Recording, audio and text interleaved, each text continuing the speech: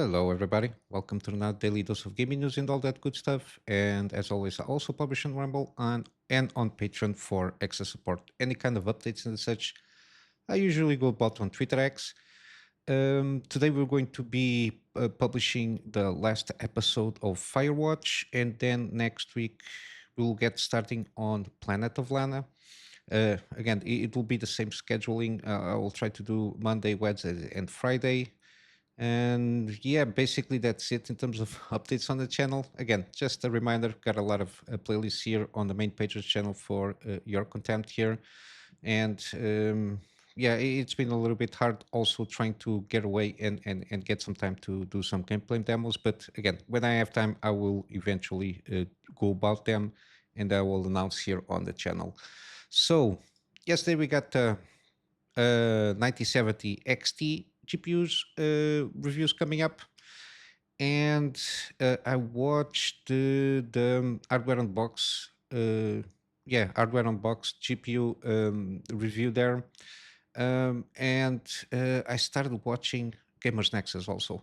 Uh, uh, it's not an easy thing to go about doing this, going about the reviews here in terms of roundups, but the overall sentiment seems to be um, a roundish and rasterization of 7900 XT in terms of performance in overall results there, even though again there are cases where the 9070 XT can overperform even the 7900 XTX in certain cases, but also in other cases it depend on the game. Again, depends on the game, but the overall thing here is that it goes about a 7900 XT in terms of performance rasterization. In terms of ray tracing, again, it performs way better than any kind of RDNA free ray tracing performance there, but it still falls short on comparatively with NVIDIA. But then again, in terms of uplift and ray tracing, it's a step forward, or two step forwards without taking any one step backwards in terms of ray tracing performance. It is improved, but again, it's not something to be comparatively to NVIDIA's in terms of what they're trying to, in this case, 70 class cards. But it's a good performance uplift in terms of that ray tracing. Other things here. Again, in terms of stock, it seems to. I've been watching Moore's Law's Dead and other channels. In the consensus seems to be that they have, I don't know, more stock on the MSRP GPUs there. Again, the price is going to be a key factor on this card selling well or not. It's in terms of stock, it is I think three times over all the RTX 5000 series stock.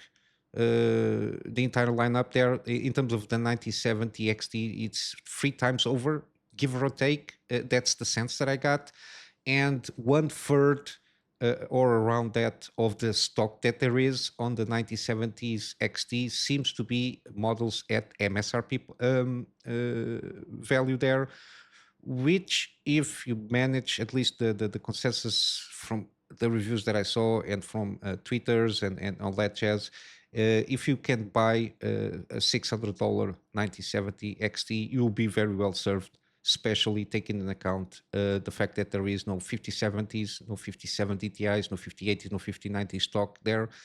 In terms of previous generation, again, if you cannot find the 9070 XT at $600, again, it's going to be tricky. Some of the AIB models, the average seems to be going up around 700. Probably it's the most likely scenario a couple of weeks from now, if the current stock runs out, and seems to be around $700 to $750. The average price of the 9070 XT. And even with that said, again, given that the 5070 Ti is around, I don't know, $950 on average, I think it's still a a comparison, still competitive price, even at $700-ish comparatively with the 5070 Ti, which in terms of performance, it almost reached there. I think it's slower like 5%, between 5 to 10%, if not mistaken, with the 4070 Ti, this 9070 XT. But yeah, it's not that simple. AMD did manage to get, let's say, a good competitive MSRP. So hopefully the stock maintains, and the stock of MSRP GPUs still continues to have in stock so people can buy it, because it seems that recommendation here, again, given the circumstances of the market, even though the best price that they could launch to take over the market in a certain sense was launching that the 9070 XT around $550 should be the kind of the price that should have launched. But there are some stuff on the background, maybe mainly the rebates here, because AMD was, according to rumors, trying to launch this almost at the same price of the 5070 Ti or roundabouts there, and they had to do a lot of changes. That's why they delayed the announcement and all that jazz to correct the prices. There is some rebates between AMD and the stores that already bought the stock there, and AIBs, all that jazz. But yeah, it seems, again, at $600, I think it's a good buy, mainly because you don't have basically any NVIDIA GPUs, the new ones, even if you want to, and even if you manage to buy any of those, you're going to spend, in the most direct case, between a 5070 Ti, which is around $900, give or take, it's between $300 to $400 plus for a very similar price to performance. And again, this card really seems to perform pretty good on 4K high settings, at the same level or even better in some cases on the 7900 XT. 1440p is not a strong suit, it seems. I don't know what they did with the architecture there, but it seems that the card itself, given it doesn't have a lot of also in terms of power, total border power is around similar or even a little bit better than the 7900 XTX. But yeah, try not to ramble too much, but it seems that if you manage to buy this $600 of MSRP, I think you will get a good buy out of this. That's my overall thoughts there. It's just a matter of seeing if you can manage to snag one of these. And it seems that the supply chain for the 9070s, XTs, and non-XTs should be going good for the upcoming months.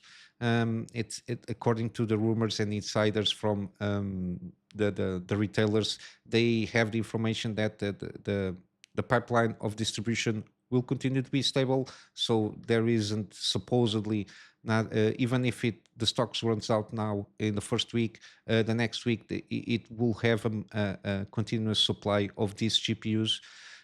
So I think AMD, at least in the back end, did manage to take care of having enough, at least GPUs, even if they are all, sorry, if they are all not at MSRP, they're going to be very close to it. It seems that the idea that we're getting out of this.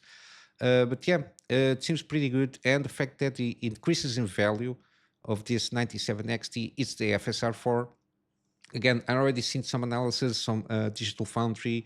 I'm still waiting for hardware on box, but other people, even Daniel Oman, did some comparisons between FSR 4, FSR 3.1, and even DLSS 4. Again, let's say the gist of this is FSR 4 is huge leaps in terms of image quality, especially at the performance upscaling, which if you want 4K performance is rendering 1080p, upscaling 4K.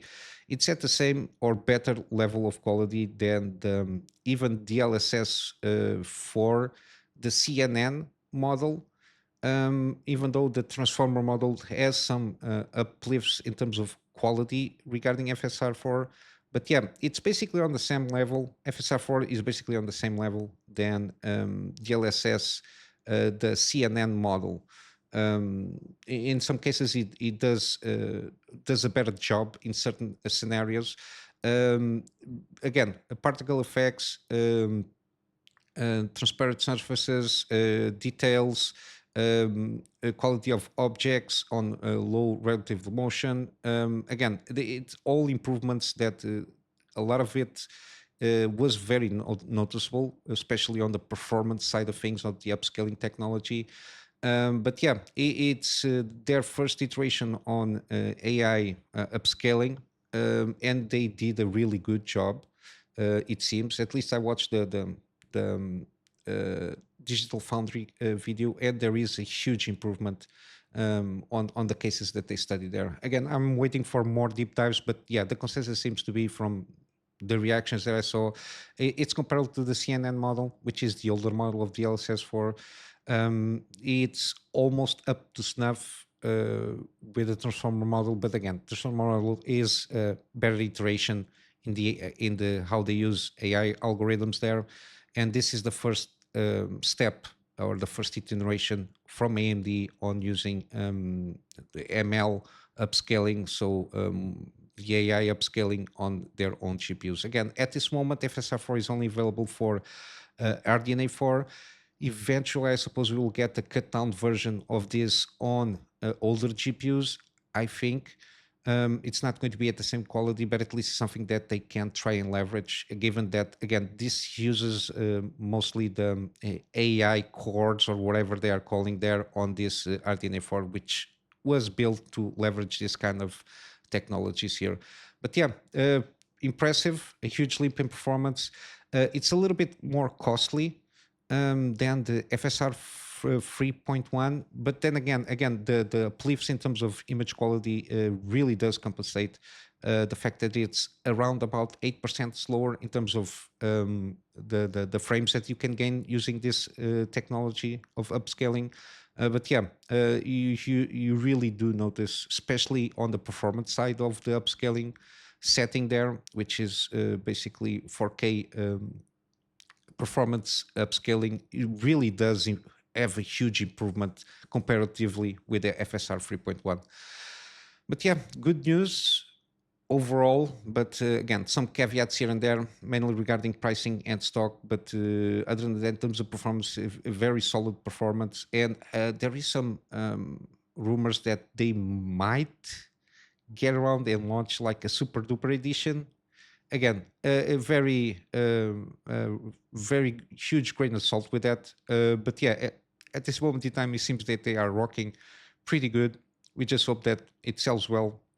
And again, I will assume that the FSR4 in terms of technology, they will be smoothing out in the upcoming months, maybe because more games, more Q&A testing, probably there will be a better kind of, I don't know, 4.1 FSR version there that can improve a little bit more the image quality and the performance out of it. But yeah, overall, the AMD didn't basically fumble this launch in the overall scheme of things. A pretty decent launch. Good opportunities here to have a good GPU that performs pretty well. Again, the only lacking thing yet is the ray tracing performance, but it has been hugely improved from generation to generation. So it has almost at around about, I don't know, 60 something uplift in performance regarding RDNA free core to core performance on the ray tracing there. But again, ray tracing is a little bit oversold on customers, but I don't think it will bring huge in terms of uplifts in image quality and the performances that it has. But then again, AMD is doing its best, and again, funny enough, with a company that has infinitesimal capabilities, lower capabilities in terms of resources, can manage to still do a lot better than Nvidia at this moment in time. But yeah, in other news, we got Tencent. Interesting enough, increased a little bit its stake in Kadokawa, edging a little bit closer to Sony. So they increased the stake by 1.11%, bringing around almost 8% stake on Kadokawa. We had a few months ago that Sony Kadokawa did a strategic capital and business alliance, which made Sony the shareholder of the biggest one with around 10% of Kadokawa stock. Again, not much else to see here for now. We will see how this goes. Again, I think it has the fact that they announced a lot of upcoming projects, at least on the IP side of things, not only in gaming but in other transmedia stuff. Their own IPs. I think we'll have, I don't know, an animated movie from Elden Ring or something like that. At least something is cooking there. I don't know. I think also the Night Rain might be a good one. They did have a good testing on the closed network test there overall. But yeah, we'll have to wait and see how this will eventually be influencing. Given hopefully that, again, as long as this Kadokawa, and especially FromSoftware, can maintain their creative independence there, I think it's the best route to take in overall scheme of things regarding this company. But yeah, a little bit of increasing the stakes there, which to a certain extent indicates that they have faith of what the company is doing in the overall thing. But yeah, we'll have to wait how this will translate in good games and other transmedia stuff there. Hopefully they will coming up with good projects. No Man's Sky again keeps cooking. They receive a new patch. This time there is no content update that they are bringing. Basically, it's to remove or fix the bugs from the latest content they're being bringing. But yeah, basically, again, they are still cooking. They are working on another game, but it's good to see that they are still bringing up new updates for this game, No Man's Sky, and fixing and patching bugs and all that jazz. I always forget their new game there, which doesn't seem to be here. But yeah, it's. I think they while they're working in the news in this new game, given that it has very similar approach in terms of the fundamental gameplay mechanics, and I think they use the same engine.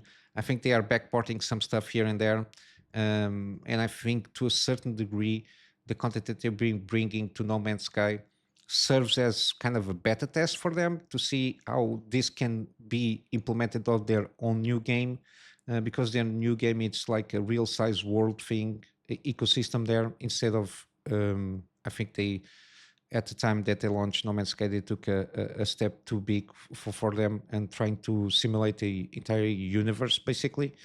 And I think this is the fact that they are trying to bring a real life size world. I think we can be have more details on how you approach things here. And I think they're taking lessons from that and trying to implement some things on No Man's Sky and see how it works on the overall scheme of the game itself, and see how well they can be implemented also in this new game. But yeah, got the patch notes here, huge, a lot of stuff that being fixed here, which is always good to see.